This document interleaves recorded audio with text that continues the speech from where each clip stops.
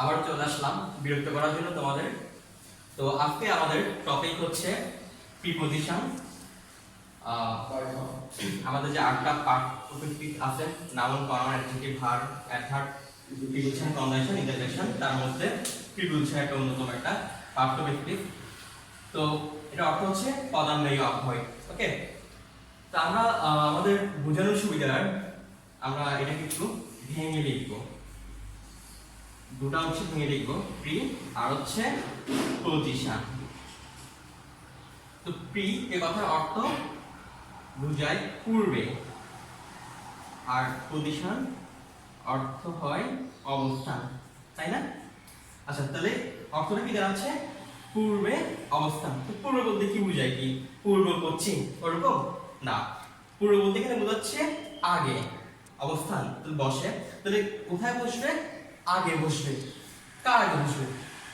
কার আগে বসবে বলতে পারবা? হ্যাঁ, নাউন বা প্রনাউনের আগে বসবে। তাহলে প্রিপজিশন কার আগে বসে? নাউন অথবা প্রনাউনের আগে বসে। আগে বসে কাজ কি? কি কাজ করে? আচ্ছা, কি কাজ করে এটা যদি আমরা বুঝতে যাই, আমাদের প্রিপজিশন ছাড়া অনেক কিছু লিখতে হবে। ওকে, মনে করো আমি একটা সেন্টেন্স লিখলাম যে আই গো টু স্কুল। অনেক সহজ, তাই না? অর্থ কি? আমি বিদ্যালয়ে যাই বা আমি স্কুলে যাই। আচ্ছা, এখন আমরা প্রিপজিশনের গুরুত্ব বা প্রিপজিশনের কাজ কি এটা তখনই বুঝবো যখন প্রিপজিশনটাকে আমরা তুলে দিব। আমরা জানি দাঁত থাকলে দাঁতের মর্যাদা কেউ দিতে পারে না, যখন থাকে না তখন সবাই বোঝে যে দাঁতের আসল মর্যাদাটা কি। ঠিক আছে, তো আমরা এখানে এটাকে তুলে দিব। তুলে যদি দিই তাহলে কি হয় দেখো তো, I go school. Preposition to অনুপস্থিত নাই এখানে। ওকে, এবার দেখি যে আমি অর্থটা একটু করি। আগের অর্থ ছিল কি? আমি বিদ্যালয়ে যাই, আমি স্কুলে যাই। এখন অর্থ কি হচ্ছে দেখো তো, আমি গো, আমি যাই স্কুল, আমি যাই স্কুল। এটা একটা সেন্টেন্স, এটাও একটা সেন্টেন্স, কিন্তু অর্থটা দেখে কি মনে হচ্ছে একটা সেন্টেন্স? মনে হচ্ছে না একটা ঘাবলা আছে, কেমন জানি আলাদা আলাদা, সম্পর্ক ছাড়া মনে হচ্ছে না যে আই গো, আমি যাই, আমি যাই স্কুল, আমি যাই স্কুল। স্কুলের সাথে আমি যাই সম্পর্কটা পাওয়া যাচ্ছে না। ঠিক আছে, ঘাবলা লাগতেছে। হ্যাঁ, এই সম্পর্কটা তৈরি করার জন্যই প্রিপজিশন বসে। কার আগে? নাউন বা প্রনাউনের আগে বসে। ঠিক আছে, কার সাথে সম্পর্ক করে? এই যে গো এর সাথে সম্পর্ক করতেছে। গো আর স্কুলের সাথে সম্পর্ক হচ্ছে আই গো টু স্কুল, আমি যাই, কই যাই? স্কুলে যাই। এই স্কুলে কথা আসবে কখন? যখন আমরা স্কুল আগে একটা টু বসাচ্ছি। তার মানে প্রিপজিশনের কাজ কি? প্রিপজিশনের কাজ হচ্ছে সে নাউন বা প্রনাউনের আগে বসে। আগে বসে কার সাথে? গোটাকে একটা ভার্ব, আমরা যা করি বা যা হয় তাই হচ্ছে ভার্ব। তো প্রিপজিশনের কাজ হচ্ছে নাউন বা প্রনাউনের আগে বসে ভার্বের সাথে একটা কি করে? সম্পর্ক করে, একটা বন্ধন করে। ঠিক আছে, এটা হচ্ছে প্রিপজিশনের কাজ। ওকে, আবার আমরা তো বুঝলাম প্রিপজিশন কি, আর প্রিপজিশনের কাজটা কি, কোথায় বসে জানছি। এবার আমরা কিছু প্রিপজিশনের সাথে একটু পরিচিত হয়ে নিই। একটু মুছে দিচ্ছি এগুলা। হ্যাঁ, তোমরা যারা আছো তোমরা খাতা কলম নাও একটু প্লিজ। তারপর আমি কিছু আঁকবো, তোমরা আমার সাথে সাথে একটু এঁকে গেল। ওকে, আমি একটা বল আঁকতেছি, মনে করো একটা বল আঁকতেছি, আঁকবো। হ্যাঁ, আমি তো ওটা তো সুন্দর হয় নাই, তোমরা একটু সুন্দর করে আঁকবা। একদম গোল হয় নাই, তোমরা একটু গোল করে আঁকবা। আমি আঁকতে জানি না তো ওই জন্য। আচ্ছা, তো ধরো লিখে বলে এখানে আমার মতো করে লিখে ফেলো, অন অ্যাভব আর হচ্ছে ওভার। ওকে, আমি এখানে তিনটা প্রিপজিশন লিখলাম। একটা হচ্ছে কি? অন, আরেকটা হচ্ছে অ্যাভব, আরেকটা হচ্ছে ওভার। তিনটা অর্থই কিন্তু একই। অন অর্থ কি? সবাই জানি, উপরে। অ্যাভব অর্থ কি? তাও কি? উপরে। ওভার, তাও কি? উপরে। ওকে, এখন আমরা জানবো যে এই অন, অ্যাবভ, ওভার সবগুলো কিন্তু উপরে, কিন্তু কোনটা কোথায় ব্যবহার হয়? কোন উপরে বুঝাতে আমরা অন ব্যবহার করি, কোন উপরে বুঝাতে আমরা অ্যাবভ ব্যবহার করি, কম উপরে বোঝাতে আমরা ওভার ব্যবহার করি, ঠিক আছে? তো আসি, আচ্ছা এটা হচ্ছে একটা ডাস্টার। এখন এই যে ডাস্টারটা কোথায় আছে? আমার হাতের উপরে আছে, দেখা যাচ্ছে আমার হাতের উপরে আছে। তো হাতের সাথে কি ডাস্টারটা লেগে আছে? অবশ্যই লেগে আছে, মানে স্পর্শ আছে, উপরে বলতে স্পর্শ আছে, ঠিক আছে? যদি এরকম স্পর্শ থেকে উপরে বোঝায় তখন বসে আমাদের অন। ওকে, আমার মাথার উপরে একটা ফ্যান আছে, যদিও দেখা যাচ্ছে না, তোমরা দেখতে পাচ্ছ না, তোমাদের মাথার উপরে কিন্তু ফ্যান আছে। যাই হোক, ফ্যানটা না তুলো, অন্তত আমার মাথার উপরে একটা ছাদ আছে, তা তো বিশ্বাস করো নাকি? তো এই যে ছাদটা কোথায়? উপরে না নিচে? উপরে আছে। উপরে কি আমার মাথার সাথে লেগে আছে? মাথার সাথে স্পর্শ আছে? নাই। এই এরকম যদি উপরে বুঝায় অর্থাৎ উপরে আছে কিন্তু কি নাই? স্পর্শ না, লেগে নাই। যদি লেগে না থাকে তখন আমরা ওই উপরের সাথে কি বসাবো? এবং বসাবো। ক্লিয়ার? আমি আবার বলতেছি, উপরে যদি স্পর্শ বুঝায় অন, উপরে যদি স্পর্শ না হয়ে স্থির বুঝায় তখন হচ্ছে এবং। ওকে, এখন মনে করো উপরে কিছু আছে কিন্তু সেটা স্থির না, এক জায়গায় নাই, সেটা রানিং, গতিশীল আছে। গতিশীল অবস্থায় অনেক কিছু আছে। ধরো একটা পাখি আমার মাথার উপর দিয়ে উঠতেছে। তো পাখিটা কোথায়? আমার উপরে না নিচে? উপরে। উপরে সে কি স্থির না গতিশীল? গতিশীল। কারণ সে উঠতেছে মানে সে তো এক জায়গায় দাঁড়ায় নাই, সে গতিশীল। যখন উপরে গতিশীল বুঝায়, একটা এয়ারপ্লেন যখন উপর দিয়ে উড়ে সেও গতিশীল। যখন উপরে গতিশীল বুঝায় তখন আমরা কি বসাবো? ওই উপরের ক্ষেত্রে ওভার বসাবো। আমি আবার বলতেছি, উপরে স্পর্শ বুঝালে অন, উপরে স্থির বুঝালে এবং, উপরে গতিশীল বুঝালে ওভার। আচ্ছা, নিচে বুঝালে আমরা কি বসাবো? আমরা নিচে যখন বুঝাবো তখন আন্ডার অথবা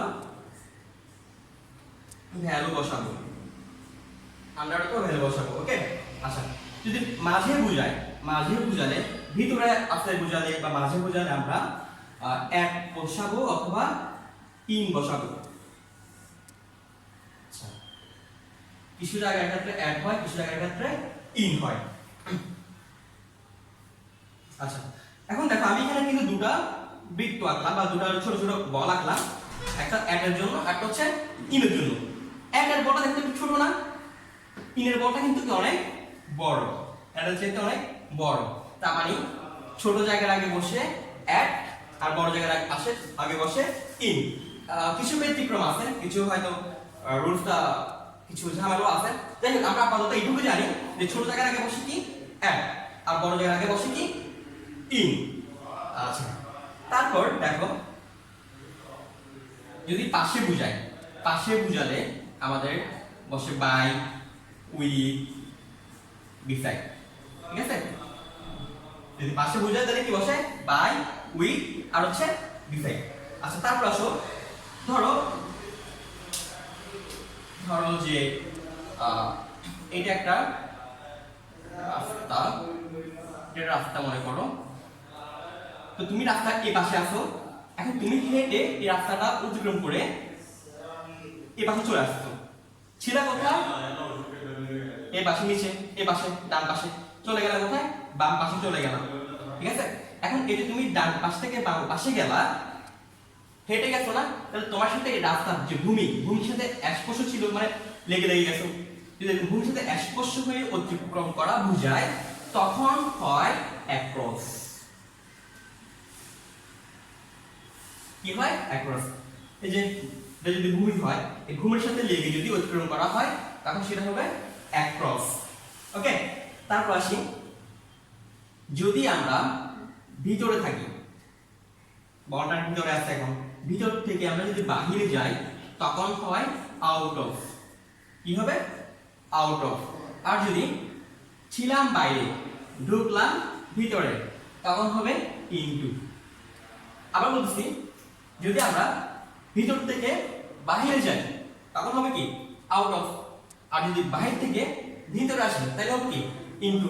আমি এখানে রুমের মধ্যে আছি, এক অথবা ইন। ওকে, আমি যদি রুমের বাইরে যাই আউট অফ, বাইরে যদি রুমে ঢুকি প্রবেশ করি ওই ক্ষেত্রে হবে কি? ইনটু। কথা ক্লিয়ার? আচ্ছা, এখন মনে করো আমি আছি বাসায়, বাসা থেকে যাবো কোথায়, ধরো মার্কেটে যাবো, যাবো কোথায়, মার্কেটে। তো যাবো কোত্থেকে, বাসা থেকে, আর আমার গন্তব্য কোথায়, মার্কেট। তো যা আমার যে বাসার আগে হবে আমাদের ফ্রম, অর্থাৎ যাত্রাটা আমাদের যেখান থেকে শুরু হবে তার আগে বসবে ফ্রম। আর আমাদের যাত্রাটা যেখানে গিয়ে শেষ হবে তার আগে হবে টু। আমি যদি বাসায় থাকি, যাবো মার্কেট, তাহলে ফ্রম হোম টু মার্কেট।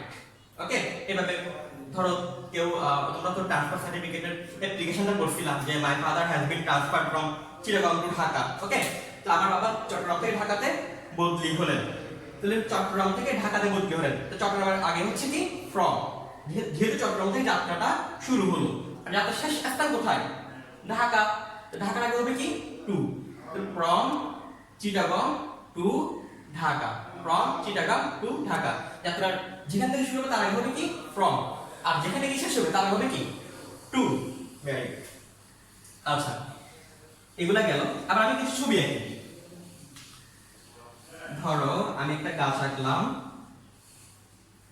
ওকে, হয়তো সুন্দর হয় নাই, ধরে নাও যে এটা একটা গাছ, জাস্ট বোঝানোর সুবিধার্থে ধরে একটা গাছ, আর একটা গাছ আঁকলাম এখানে। ওকে, এই দুটো গাছের মাঝখানে ধরো তুমি আছো, তুমি আসছো, ধরো এটা আমি আঁকতে পারি না, ঠিক আছে, তো কেউ হাসবা না। ধরো এটা হচ্ছে তুমি, দুটা গাছের মাঝখানে, তাহলে গাছ কয়টা, দুটা। এরকম যদি দুইয়ের মাঝখানে বুঝায়, দুইয়ের মাঝখানে যদি বুঝায় তখন বসে বিটুইন। কি বসে, বিটুইন। দুইয়ের মাঝখানে বুঝালে কি বসে, বিটুইন বসে।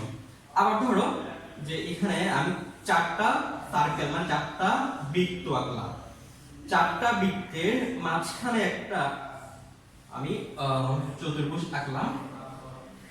তাহলে দেখো চতুর্ভুজটা কোথায় আছে, মাঝখানে আছে। কয়টা মাঝখানে আছে, দুটা না চারটা, মানে দুইয়ের অধিক।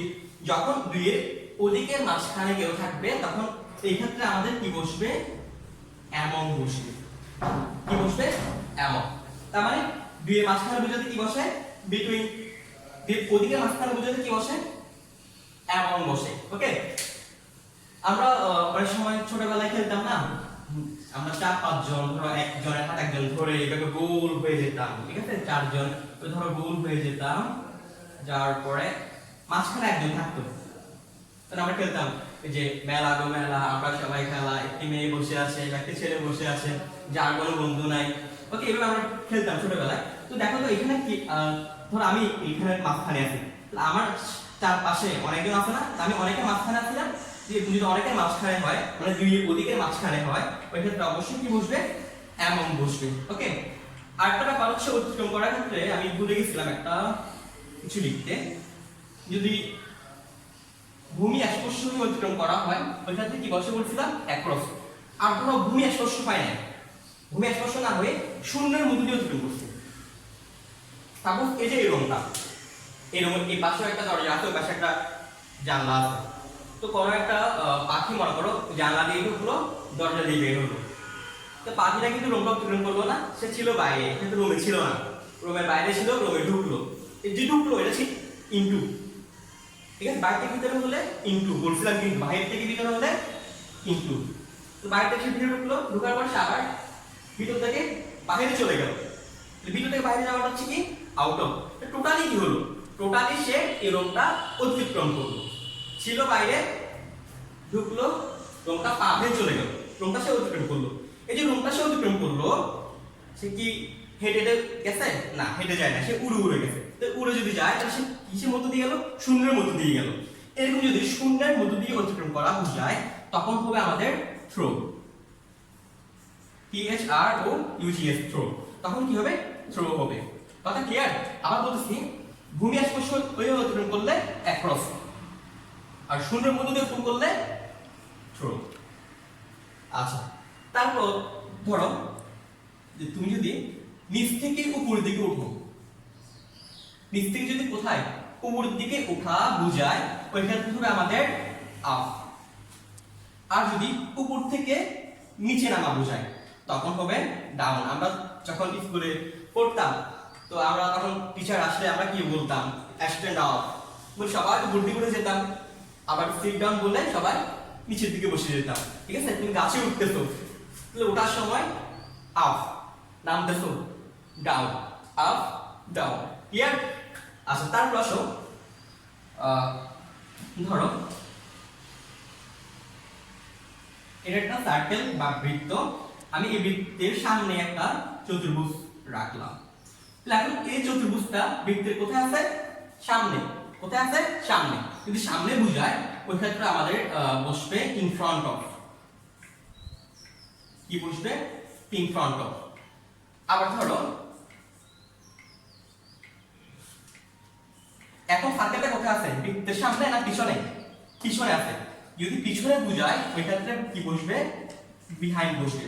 তার মানে সামনে বোঝালে ইন ফ্রন্ট অফ হয়, পিছনে বোঝালে বিহাইন্ড হয়।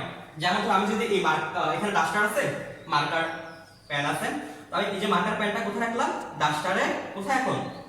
ডাস্টারের সামনে না পিছনে? সামনে আছে। ঠিক আছে, তাহলে the marker pen is in front of the duster. Marker পেনটা কোথায় আছে? ডাস্টারের সামনে আছে। আর এখন কোথায় আছে? পিছনে আছে। ঠিক আছে, কোথায় আছে? পিছনে। তো the marker pen is behind the duster. ডাস্টারে কোথায় আছে? পিছনে আছে। তো সামনে বোঝালে in front of, পিছনে বোঝালে behind, in front of, behind. ওকে, আর যদি পরবর্তী বোঝায় ওই ক্ষেত্রে নেক্সট টু বসে। মনে করো যে মার্কারটা আছে, মার্কারটা পরে ডাস্টার, তাহলে নেক্সট টু। এরপর আর কিছু আছে, নেক্সট টু। ওকে, পরবর্তী বোঝালে এই ক্ষেত্রে নেক্সট টু বসে। আচ্ছা, তারপর আসো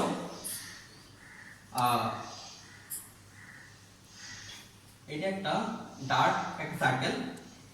ডার্ক সার্কেলের চারপাশে আরেকটা সার্কেল আছে ধরো।